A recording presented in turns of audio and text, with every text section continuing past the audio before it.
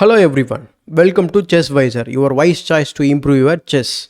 In today's video, we are going to learn about the most important or the fundamental chess opening principles by understanding the following top 10 chess tips which I am going to teach you right now. Before we continue the video, please like, share and subscribe to my YouTube channel. And first of all, we should understand the logic behind these principles, right? So many of the amateur players or the beginners are not aware of the simple idea behind the each and every move played in the opening by the masters. So instead of understanding the ideas or the logic behind these move orders, these players will try to memorize them. So instead of memorizing the opening move orders, if you can master the simple ideas or the logic behind these principles, definitely you will play the good opening. So without any further delay, let's get started with the first one. The first one is rapidly develop all your pieces. The main objective of the chess opening is to develop all pieces rapidly and also to reach the castling as quickly as possible. The opening phase is complete when one or both players have their rooks connected. And why we have to do this? The player who finishes the development first gains the initiative.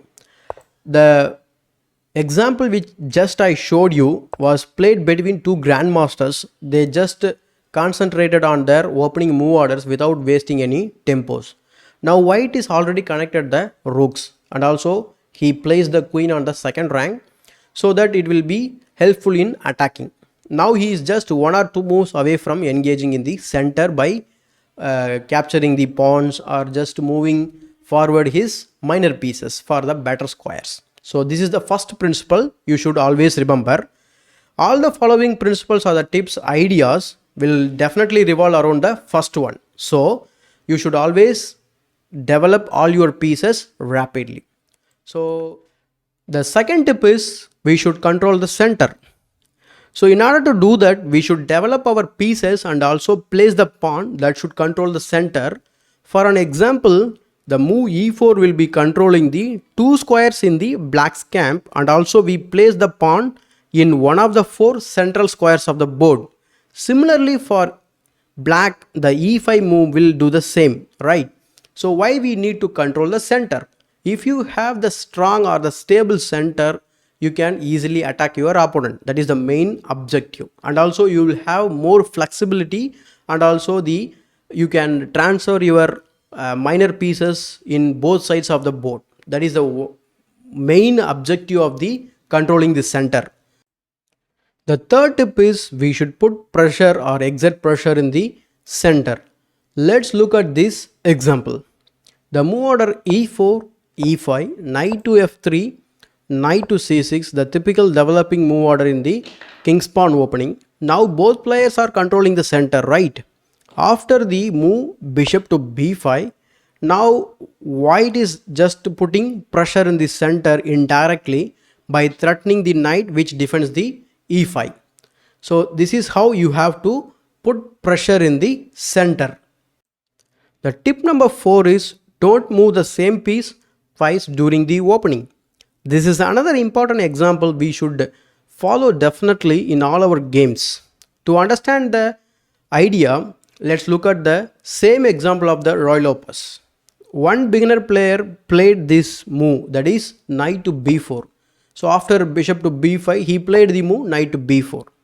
And he was thinking that white was going to capture his knight. So he is just moving the same piece and also he leaves his e5 undefended. And also he is just violating the opening principle. So instead of you moving the knight, you can always defend with d6, and in fact even after white captures the knight, it is not possible to win the pawn easily because there is a tactic behind it. We will learn it when we talk about the Royal Opus. The fifth tip is don't bring your queen out early. This is a very important tip actually because most of the amateur players or the naive players will try to win the game fast, right? So for this we will have a look at the so-called scholar's mate. So white wants to win fast without enjoying the game of chess, so he brings the queen out early. So e4, e5, and then queen to h5.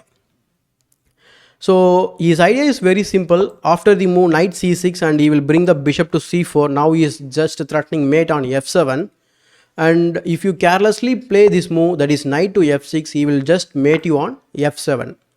So this is very very easy to mate your opponent, right? What would happen if you face a stronger opponent or an experienced player?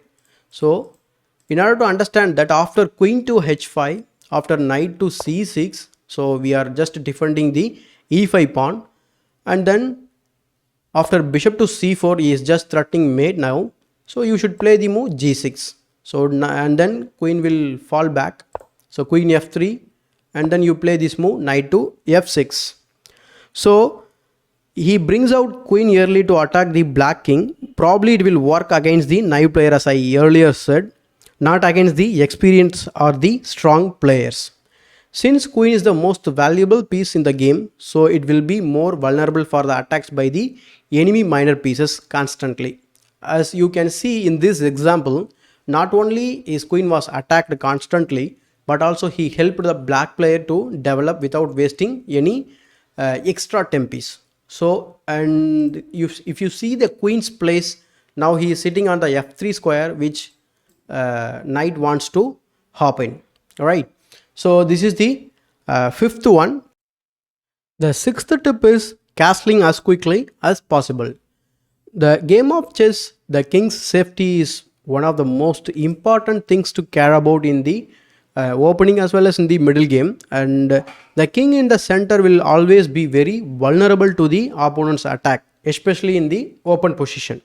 Castling means, I am just showing you one example: e4, e5, knight to f3, knight to c6, bishop c4, the Italian game, knight to f6, the two knights defense, d3, and then d6, after that white castles. So castling means nothing but placing your king comfortably behind a pawn blockade and also allowing your development of your rook.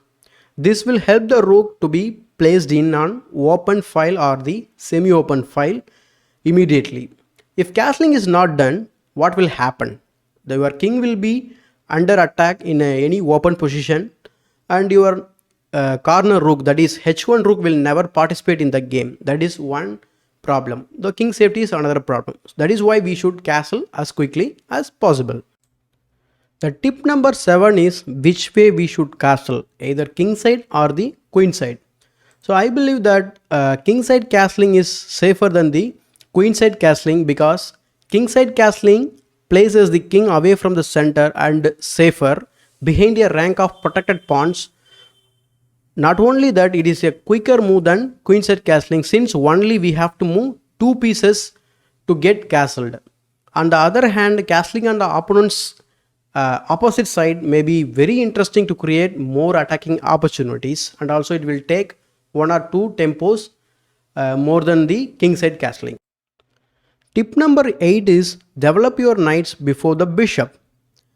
If there are no pawns obstructing the way of bishops, the bishops will be controlling the several squares from their original position, as you can see.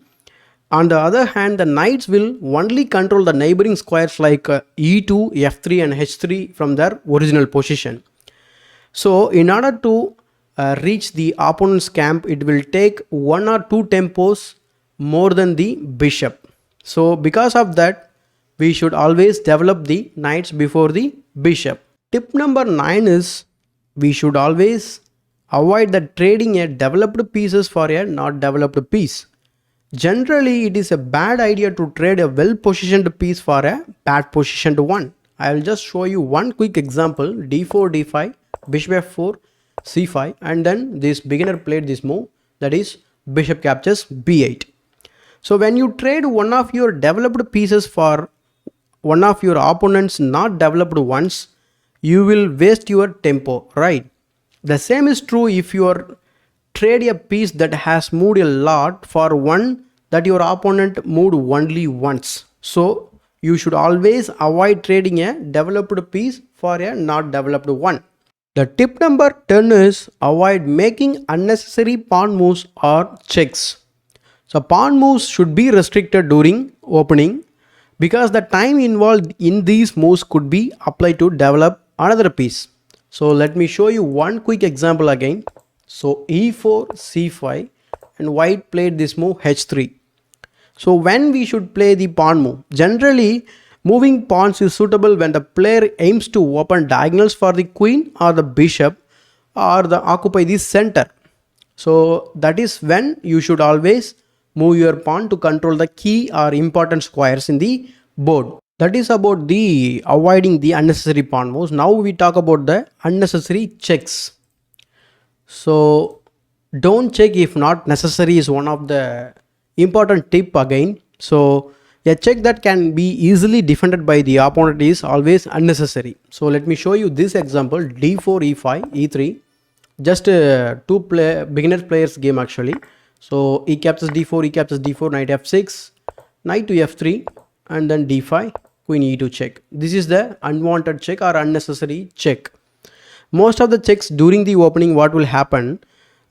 They can be easily defended by moves that favors the opponent's development. For example, now black has two options: either dark square bishop e7 or the bishop d6. So better move is to play bishop e7 so that he will castle quickly. If you find the content is useful to improve your chess, please like this video and also show your support by subscribing to my channel.